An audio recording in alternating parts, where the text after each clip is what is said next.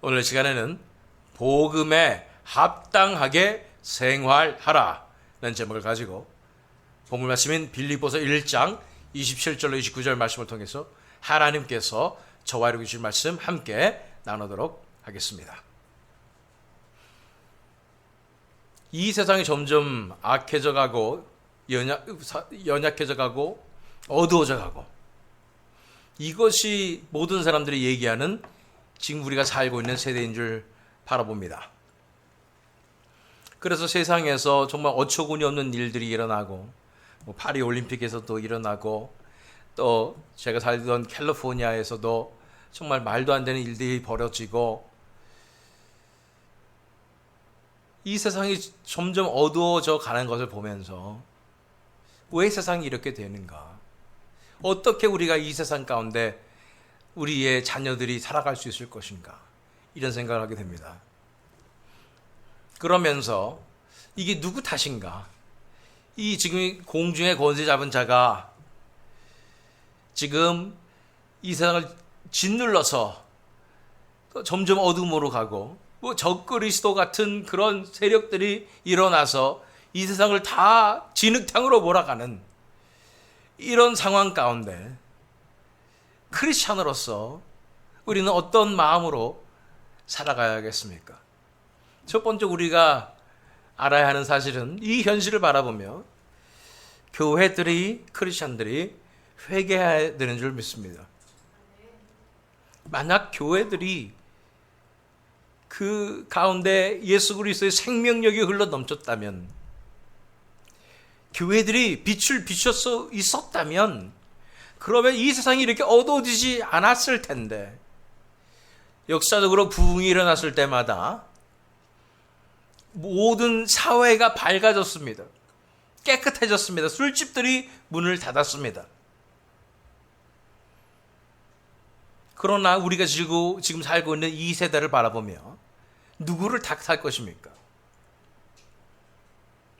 교회들 가운데 생명력이 나타나지 않는다면 어떻게 이 세상에 소망이 있을 수가 있겠습니까? 지금 우리의 다음 세대들은 어떻게 살아남을 수가 있겠습니까? 이 모든 문제들 가운데 우리 교회들이 일어서며 회개하며 크리스찬들이 나아가서 하나님 앞에 간절히 부르짖어야 되는 줄로 믿습니다. 현대 교회의 가장 큰 문제점 중에 하나는 다름이 아닌 바로 복음입니다.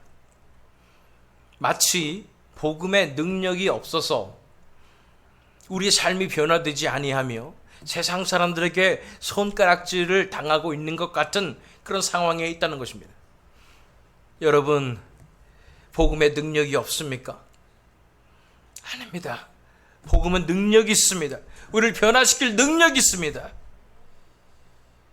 예수 보배로운 피 모든 것을 이기니, 예수 그리스도 보혈에 놀란 능력이 있는 것입니다. 그 어떤 어두움도 견디지 못하는 놀란 능력이 있는 것입니다.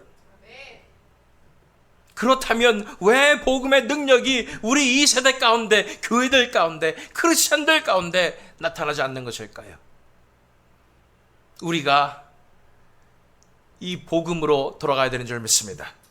복음에서 떠나 있어서 그렇고 진정한 복음을 알지 못해서 그렇다는 거예요. 가장 큰 문제점 중에 하나가 바로 오늘 본문 말씀처럼 복음에 합당하게 생활하지 못하기 때문이라는 거예요. 자, 본문 말씀 빌립보서 1장 27절로 29절 말씀 중에 27절 말씀 읽겠습니다. 오직 너희는 그리스도의 복음에 합당하게 생활하라.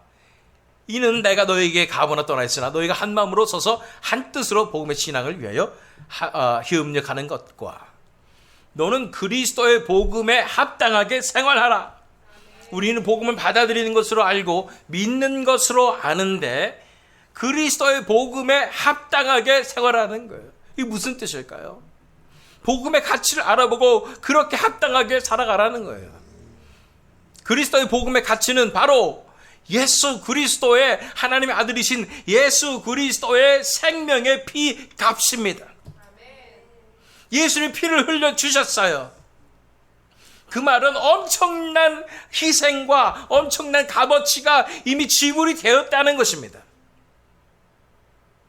그 복음의 가치를 내가 알고 그 복음에 합당하게 내가 지금 살고 있느냐 말씀하시는 거예요. 우리가 값없이 얻은 은혜고 구원이라고 해서 하나님도 값을 안 치르신 게 아니에요. 하나님께서 가장 엄청난 희생을 치르셨는데 그것이 바로 자기 아들을 희생하신 것입니다. 그 엄청난 그 희생을 치러서 우리에게 복음을 주셨어요. 그 복음을 받은 자로서 우리는 합당하게 생활해야 한다고 말씀하고 있는 것입니다. 이 복음을 진짜 받은 자, 삶이 변화되지 않을 자 아무도 없습니다. 이 복음의 이 가치를 깨달은 자, 그 복음에 감사해서 우리 삶이 온전히 내어드려지는 거예요. 이 복음의 가치를 잘 모르는 사람들이 있었으니 바로 유대인들의 바리새인들과 사두개인들 이런 사람들이었어요. 마태복음 3장 7절로 10절 말씀, 요한이 많은 바리새인들과 사두개인들이 세례 베푸는 대로 오는 것을 보고 이르되 독사의 자식들아, 누가 너희를 가르쳐 임박한 진노를 피하라 하더냐? 그러므로 회개에 합당한 열매를 맺고 속으로 아브라함이 우리 조상이라고 생각하지 말라. 내가 너희에게 이르노니 하나님이 능히 이 돌들로도 아브라함의 자손이 되게 하시리라. 이미 도끼가 나무 뿌리에 놓였으니 좋은 열매를 맺지 아니하는 나무마다 찍혀 불에 던져지리라. 세례 요한이 얘기합니다. 이 바리새인들과 사두개인들 무슨 문제를 가지고 있는가? 한마디로 회개에 합당한 열매를 맺지 못한다. 그러면 열매 맺지 못하는 나무는 찍혀 불에 던져진다 말씀하시는 거예요. 복음에 합당하게 생활하는 것은 복음에 합당한 열매가 우리 삶 가운데 맺혀져야 하는 것입니다. 하나님께서 놀라운 은혜를 베풀어 주셔서 자기 아들을 희생하셔서 그 복음으로써 우리를 구원하셨는데 그 받은 그 가치를 우리가 알아서 이제 복음에 합당한 열매를 맺어내야 하는 줄로 믿습니다. 우리 한 사람 한 사람들이 그런 열매를 맺게 될 때 우리는 빛과 소금으로서 이제 이 어두움 가운데 빛을 비추는 삶을 살게 되는 것입니다. 제가 교회들이 힘이 없는 거냐고 했는데 엄청나죠. 하나님의 교회는 엄청난 권능이 있습니다. 하나님의 교회만이 능력이 있습니다. 우리 새믿음 장로교회가 연약한 교회 같고 조그마한 교회 같지만 이 복음의 능력이 우리 한 사람 한 사람 가운데 삶 가운데 드러나게 될 때 우리가 가는 곳마다 빛이 비춰지게 되는 것입니다. 가는 곳마다 어둠에 물러나게 되는 거예요. 이 복음에 합당한 열매가 우리 삶 가운데 맺혀지게 되는 것인 줄 믿습니다. 골로새서 1장 5절로 6절 말씀 읽겠습니다. 너희를 위하여 하늘에 쌓아둔 소망으로 말미암음이니 곧 너희가 전에 복음 진리의 말씀을 들은 것이라. 이 복음이 이미 너희에게 이름에 너희가 듣고 참으로 하나님의 은혜를 깨달은 날부터 너희 중에서와 같이 또한 온 천하에서도 열매를 맺어 자라는 도다. 복음의 능력이 있습니다. 복음의 열매를 맺게 되어 있는 것입니다. 우리가 복음으로 복음에 합당한 그 삶을 살아가게 될 때 우리 안에서 복음의 열매를 맺어서 온 천하에서 열매를 맺어 자라는 놀라운 역사 일어나게 될 줄로 믿습니다. 이게 진짜 그렇다고요? 진짜 이 복음의 능력이 있어서 삶이 변화되고 그래서 이 복음의 이 불길이 온 천하에 퍼져나가고 복음이 온 천하에서도 열매를 맺을 수가 있다고요? 그것이 성경에 나타난 복음이고 사도들이 전한 복음이고 우리 앞서간 성도들이 전했던 복음입니다. 그것이 교회의 역사인 것입니다. 하나님의 교회는 결코 무너지지 않습니다. 아무리 연약해 보여도 그 안에서 예수 그리스도 생명이 역사하는 것입니다.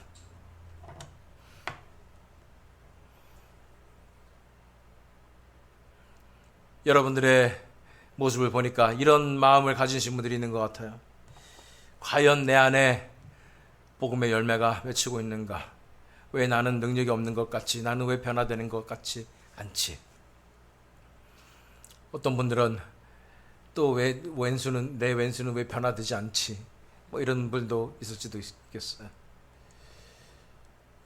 진정한 복음의 능력은 사람을 변화시키는 능력입니다. 진정한 성령의 역사는 사람을 변화시키는 능력이에요. 믿으십니까? 제가 개차반이었어요. 진짜 어떻게 제가 증명을 해드려야 될지 모르겠어요. 근데 저 같은 사람도 변화시키시는 게 복음의 능력이라고요. 저 같은 사람도 이 복음의 능력으로서 불타오르게 만드시는 것입니다. 내 마음 가운데서 욕심과 이 육신과 이 모든 것들을 다루시며 이 복음이 변화시켜서 나를 변화시킬 수 있는 것입니다. 제가 변하면 여러분을 다 변화시킬 수 있습니다. 정말 복음의 능력은 여러분의 삶을 변화시키는 능력입니다. 속지 마세요. 사탄 마귀는 속일 거예요. 그렇게 아무리 신앙생활 해봤자, 기도 열심히 해봤자 사람 변화되는 거 없더라. 그거야말로 사탄의 속임수입니다. 변화되지 않으면 진짜가 아니에요. 그런 변화되지 않는 신앙생활 믿고 가시려면은 다른 종교 가세요. 돌을 닦으세요. 그냥 차라리. 그러면은 뭐 좀 그래도 좀 겉으로는 좀 나하고 점잖아 보이긴 하잖아요. 진짜 신앙은, 진짜 복음의 능력은 우리 삶이 변화됩니다. 그것이 복음의 능력이에요. 그 놀라운 복음의 능력을 제가 맛봤으니까 이제 이거를 제가 어떻게 진짜 전해드리고 싶은 거예요. 정말 이거 사실이라고. 전에는요, 우리 한국 땅에 믿음의 선조들이 얼마나 정말 이 복음의 능력을 가지고 성령으로 뜨거워가지고 그렇게 부흥됐는지 몰라요. 한국 땅이. 믿음의 선조들이 왜 그랬겠습니까? 맛봤으니까, 그 능력을 맛봤으니까. 그래서 삶이 변화되고 사회가 변화되고 이 1907년도에 평양 대붕이 일어났을 때 그 부흥으로서 우리 한반도가 변화돼서 지금 한국 땅이 이렇게 하나님의 축복받은 거 아니겠습니까? 이게 진짜 사실이었으니까 그렇게 나가서 복음 전하고 그렇게 이 불일 듯 이 역사가 일어난 것이죠. 근데 이 능력이 어디 갔습니까? 지금도 그러나 살아 역사하시는 것이 바로 하나님의 말씀의 능력이요 복음의 권능인 줄 믿습니다. 아직도 하나님께서는 교회를 통해서 역사하시는 것입니다. 우리 새 믿음 장로교회를 통해서 하나님께서 반드시 이런 역사를 부어주실 줄 믿습니다.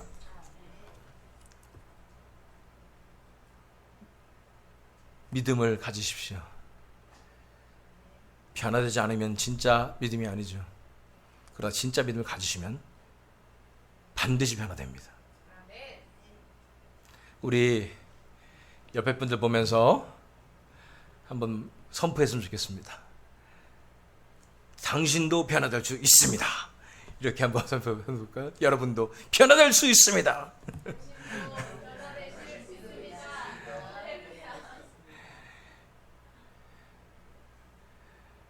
안 믿겨지시죠?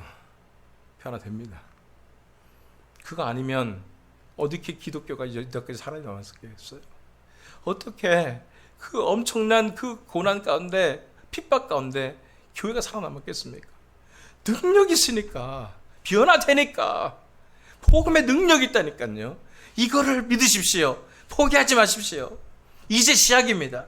놀라운 역사 일어날 것입니다. 그래서 오직 너희는 그리스도의 복음에 합당하게 생활하라. 자, 그것에 대해서 어떻게 합당하게 생활했는지 세 가지가 나오죠. 이는 첫 번째, 내가 너희에게 가보나 떠나 있으나 너희가 한 마음으로 서서 한 뜻으로 복음의 신앙을 위하여 협력하는 것과, 첫 번째 이 새 믿음 장로교회 가운데 오직 복음을 위하여 한 마음으로 서서 한 뜻으로 복음의 신앙을 위하여 협력하는 교회가 되기를 축원합니다. 복음만 있다면 그냥 하나 돼서 협력하는 거예요. 이 불쌍한 영혼들에게 복음을 전할 수 있다면, 그들에게 빛을 비출 수 있다면 우리 그냥 협력하는 거예요. 하나 되는 거예요. 다른 목적 하나도 없어요. 하나님의 나라의 놀라운 능력이 선포되도록 우리 하나 되는 것입니다. 로마서 16장 3절 4절 말씀, 너희는 그리스도 예수 안에서 나의 동역자들인 브리스가와 아굴라에게 문안하라. 그들은 내 목숨을 위하여 자기들의 목까지도 내놓았나니 나뿐 아니라 이방인의 모든 교회도 그들에게 감사하느니라. 브리스가와 브리스길라라기도 한 아굴라는 부부였죠. 그런데 그들은 사도 바울의 이 복음 전파 사명을 위하여 자기들의 목까지도 내놓았다 합니다. 제가 말씀 전하는 사람입니다. 저는 분명히 앞에 나가서서 말씀을 전할 것입니다. 복음을 전할 것입니다. 땅 끝까지 전할 거예요. 저 혼자 하는 거 아니에요. 다 같이 성도들이 목숨 걸고 하나 돼서 하는 거예요. 이게 교회입니다. 이게 교회의 능력입니다. 할렐루야. 데살로니가 전서 1장 8절 10절 말씀. 주의 말씀이 너희에게로부터 마게도냐와 아가야에 들릴 뿐 아니라 하나님을 향하는 너희 믿음의 소문이 각처에 퍼졌으므로 우리는 아무 말도 할 것이 없노라. 그들이 우리에게 대하여 스스로 말하기를 우리가 어떻게 너희 가운데에 들어갔는지와 너희가 어떻게 우상을 버리고 하나님께로 돌아와서 살아계시고 참되신 하나님을 섬기는지와 또 죽은 자들 가운데서 다시 살리신 그의 아들이 하늘로부터 강림하실 것을 너희가 어떻게 기다리는지를 말하니. 똑같아요. 복음 받으면 다 똑같아져요. 그냥 내 삶의 목적이 하나로 바뀌는 거예요. 이 복음을 받았으니 어떻게 이제 하나님 나라의 복음을 전할 것인가, 어떻게 이 복음의 사역에 동참할 것인가 뜨거워지는 거예요. 그래서 복음을 받은, 진짜 복음을 받은 교회들은 다 똑같아요. 하나님의 은혜로 살아갈 뿐 아니라 그 은혜가 내 삶을 변화시킬 뿐 아니라 이제 이 어떡하지? 이 놀라운 소식을 어떻게 하지? 이러면서 모든 사람에게 전파하며 그렇게 복음의 사역에 하나 되어서 나아가는 것이 진정한 교회의 모습인 줄 믿습니다. 이 휴스턴 땅에 그런 교회 있어야 될 거 아니에요. 이 휴스턴 땅에 정말 복음으로서 불타오르는 사람들이 있어야 될 거 아니에요. 그래서 여기서 하나님의 놀라운 부흥의 역사가 일어나야 되지 않겠습니까? 첫 번째는 그리스도의 복음에 합당하게 생활하기 위해서 첫 번째는 다 하나 되어서 복음에 협력하는 것과 두 번째, 무슨 일이든지 대적하는 자들 때문에 두려워하지 아니하는 이 일을 듣고자 함이라. 그 다음에는 담대하다는 거예요. 두려워하지 않는다는 거예요. 누가 뭘 해도 목에 칼이 들어와도 두려워하지 않는 거예요. 우리 신앙은 그런 거 아닙니까? 목에 칼이 들어와도 두려워하지 않는 거예요. 우리 한국교회 주기철 목사님 같은 분, 손양원 목사님 같은 분들, 이분들 이 기계를 보세요. 이게 신앙이에요. 이게 한국교회의 유산이에요. 이게 교회입니다. 뭐 교회가 대형교회가 돼가지고 많은 성도들을 자랑할 것이 그게 힘입니까? 아니에요. 교회의 힘은 바로 여기 있습니다. 이 기계에 있는 거예요. 목숨을 두려워하지 않는 거예요. 이 복음을 위해서 대적하는 자 때문에 반대하라고 그래. 욕 먹어도 괜찮아요. 예수님만 영광 받으시면 되고 예수님 복음이 전파되면 되는 거지. 저는 꼭 성경같이 얘기하잖아요. 사도들이 다 그렇게 살았으니까 성경 그렇게 적어놓잖아요. 이게 진짜예요. 이게 진앙이죠. 데살로니가 전서 1장 5절로 7절 말씀. 이는 우리 복음이 너에게 말로만 이른 것이 아니라 또한 능력과 성령과 큰 확증으로 된 것입니다. 우리가 너희 가운데서 너희를 위해 어떤 사람이 된 것은 너희가 아는 바와 같으니라. 또 너희는 많은 환난 가운데서 성령의 기쁨으로 말씀을 받아 우리와 주를 본받은 자가 되었으니 그러므로 너희가 마게도냐와 아가야에 있는 모든 믿는 자의 본이 되었느니라. 어떻게 됐다? 환난 가운데 성령의 기쁨으로 말씀을 받아서 우리 누구의 사도할 일행과 얼마나 고생 많이 했어요. 고난 많이 받았어요. 이 고난을 본받았다는 거예요. 우리와 주를 본받은 자가 되었으니. 이게 진짜 교회입니다. 불하지 않습니다. 욕먹어도 괜찮아요. 남들이 다 욕해도 괜찮아요. 나는 예수님의 한 분만 전하겠다는 거예요. 목에 칼이 들어와도 나는 복음 이거 붙잡고 나간다는 거예요. 사도행전 5장 40절로 42절 말씀 보세요. 이 초대교회 성도들의 기계를 보십시오. 그들이 옳게 여겨 사도들을 불러들여 채찍질하며 예수의 이름으로 말하는 것을 금하고 놓으니 사도들은 그 이름을 위하여 능력받는 일에 합당한 자로 여기심을 기뻐하면서 공의 앞을 떠나니라. 그들이 날마다 성전에 있든지 집에 있든지 예수는 그리스도로 하라고 가르치기와 전도하기를 그치지 아니하니라. 이 기계예요. 이 기계. 내가 핍박받아요. 내가 고난받아 예수 그리스도의 이름으로 할렐루야 기뻐하는 거예요. 나 같은 자를 써주시다니 이러면서 기뻐하는 거예요. 이게 교회입니다. 더 이상 연약한 모습의 교회는 없습니다. 세상에 다 휩쓸려가게 됐어요. 세상의 물결에 휩쓸려가고 그래서 아무런 힘도 없어요. 그런 교회는 아무런 능력이 없어요. 그러나 이 새 믿음 장로교회는 일어서는 교회입니다. 싸우는 교회입니다. 목에 칼이 들어와도 복음 전하는 교회입니다. 이게 잘 안 되는데, 예, 그래서 세 번째 무엇이면 이것이 그들에게는 멸망의 증거요, 너희에게는 구원의 증거니 이는 하나님께로부터 난 것이라. 그래서 이렇게 살게 되면 어떻게 된다고요? 망하는 자들, 또 이 어둠의 세력들, 사탄의 세력들, 이런 사람들에게는 우리가 나인메어가 되는 거예요. 아니, 어둠으로 이제 다 덮어버렸다, 이제 끝났다 하는데 우리가 빛을 빵빵 비치니까, 복음으로서 빛을 빵 비춰버리니까, 우리 삶 가운데 복음의 능력이 나타나니까 그들에게 멸망의 증거가 되는 것입니다. 그런데 우리의 이 생명 역사로 말미암아 우리는 구원의 증거가 됩니다. 하나님 아직도 살아계신 거예요. 하나님의 교회는 아직도 살아있어요. 누가 교회가 죽었다 합니까? 여기 이렇게 버젓이 살아있는데 누가 복음에 능력이 없다 합니까? 이렇게 버젓이 능력이 있는데 불이 빵빵빵빵 뿜어져 나오는데 승리하는 것입니다. 승리의 증거입니다. 이렇게 교회가 살아있는 것이, 전 세계에 이렇게 살아있는 교회들이 있는 것이 증거입니다. 자, 히브리서 11장 36절에 38절 말씀 읽겠습니다.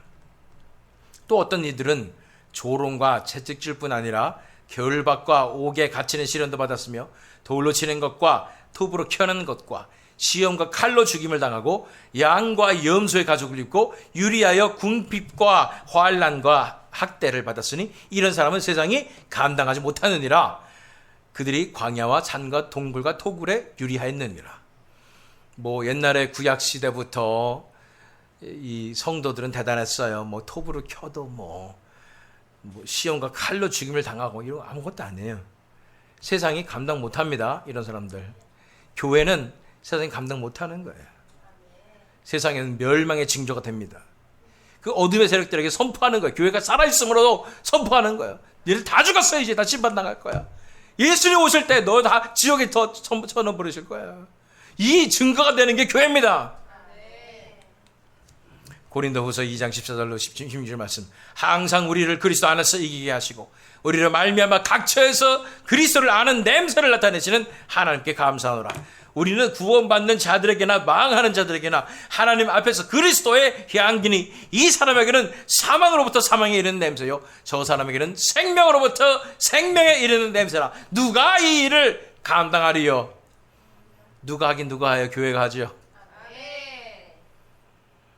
우리는 세상 눈치 보지 않습니다. 세상이 좋은 말을 해줄 때 곳은 많아요. 그냥 글로 갈아갔어요. 우리는 진리만을 선포합니다. 우리가 진리의 빛을 빵빵 비추게 될 때 세상한테는 그게 사망에 이른 냄새가 됩니다. 그것이 심판의 메시지이기 때문입니다. 그러나 구원받는 자들에게 그 진리는 생명의 말씀인 것입니다. 그 사람들을 구하는 것입니다. 삶을 변화시키는 것입니다. 하나님의 나라를 이룩하는 것입니다. 그것이 교회인 것입니다. 그래서 이 세 가지, 오직 너희는 그리스도의 복음에 합당하게 생활하라. 어떻게 합당해야 된다? 첫 번째, 내가 너에게 가보나 떠나 있으나 너희가 한 마음으로 서서 한 뜻으로 복음의 신앙을 위하여 협력하는 것과, 복음으로서 그냥 똘똘 뭉치는 거예요. 복음을 이러면 다 합력하여서 하나 되는 거예요. 두 번째, 무슨 일에든지 대적하는 자들 때문에 두려워하지 아니하는 이 일을 듣고자 함이라. 이제 다 함대하게 두려워하지 않고 목에 칼이 들어도 나가는 거예요. 이것이 그들에게 멸망의 증거요, 너에게는 구원의 증거니 이는 하나님께로부터 난 것이라. 할렐루야. 마지막으로 29절 말씀 있습니다. 그리스도를 위하여 너에게 은혜를 주신 것은 다만 그를 믿을 뿐 아니라 또한 그를 위하여 고난도 받게 하려 하심이라. 예수님 믿는 것은 한 가지가 개런티되어 있습니다. 고난도 받아야 된다. 고난만 안 받고 어떻게 예수님 믿을 수 없을까? 구원만 딱 따먹을 수 없을까? 이런 거 안 됩니다. 성경에 나와 있잖아요. 예수님 믿는다는 건 뭐냐면 고난도 받는 거예요. 억울해요. 나는 이런 고난을 받을 만큼 나는 나쁜 삶을 살지 않은 것 같은데. 나쁜 삶 사셨어요. 성경 보니까 모든 사람이 죄를 범하였음에 하나님의 영광에 이르지 못하더니 다 타락했어요. 생각하는 것이라고는 다 악해요. 제가 말한 게 아니고 성경이 말씀하는 것입니다. 그런 우리를 위해서 아무 죄도 없는 예수님께서 십자가에 돌아가셔서 우리를 살려주셨는데, 그도 고난당하셨는데 우리도 고난받아야 되지 않겠습니까? 이것이 진짜 교회의 기계입니다. 로마서 8장 17절 18절 말씀, 자녀이면 또한 상속자 곧 하나님의 상속자여 그리스도와 함께 한 상속자니 우리가 그와 함께 영광을 받기 위하여 고난도 함께 받아야 할 것이니라. 생각하건대 현재 고난은 장차 우리에게 나타날 영광과 비교할 수 없도다. 예수님 십자가에 달렸는데 나만 천국을 누리고 싶어요? 아닙니다. 우리는 이제부터 예수님의 한 가족입니다. 예수님과 함께 영광 받기 위해서 고난도 함께 받는 것입니다.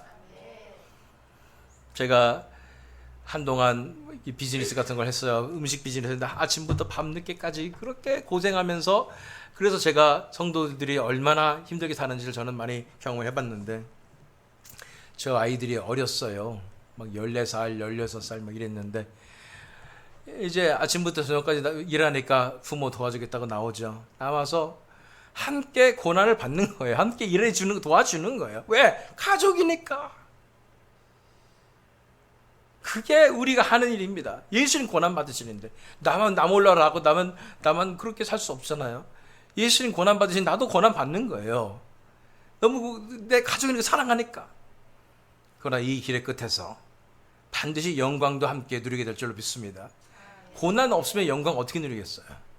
하늘나라 가가지고 다른 사람들 다 뭐 순교당하고 또 하나님 나라를 위해서 다 뭐 팔다리 잘라지고 막 이런 사람들 토백하고 이런 사람들 앞에 가가지고 나는 뭐 하다 왔니? 그러면은 그냥 누리다 왔는데 이럴 수 없잖아요. 우리도 가족인데 이 가족을 위해서, 예수님을 위해서 우리도 고난 받는 거예요. 이렇게 사는 거예요. 고난의 행복이고 기쁨입니다. 생각하거든 현재 고난은 장차 우리에게 나타날 영광과 비교할 수 없도다. 이렇게 살면, 이 기계로 살아가면 세상이 감당 못합니다. 교회를 누가 뭐라고 그래도 목숨 걸고 덤비는데 어떡하겠어요. 세상이 다 나오라고 그래. 그냥 복음의 능력으로 그냥 세상을 다 변화시켜 버리는 거예요. 이것이 초대교회의 성도들의 삶이었고 바로 이 시대에 우리가 살아야 하는 삶인 줄 믿습니다. 이것이 바로 복음에 합당한 생활을 하는 삶인 것입니다. 조금 선행을 하고 또 좋은 일하고 경건하게 살고 이거 아니고 목숨 거십시오. 예수님과 함께 고난 받으십시오. 이게 바로 복음에 합당하게 생활하는 것입니다. 이렇게 사시겠습니까?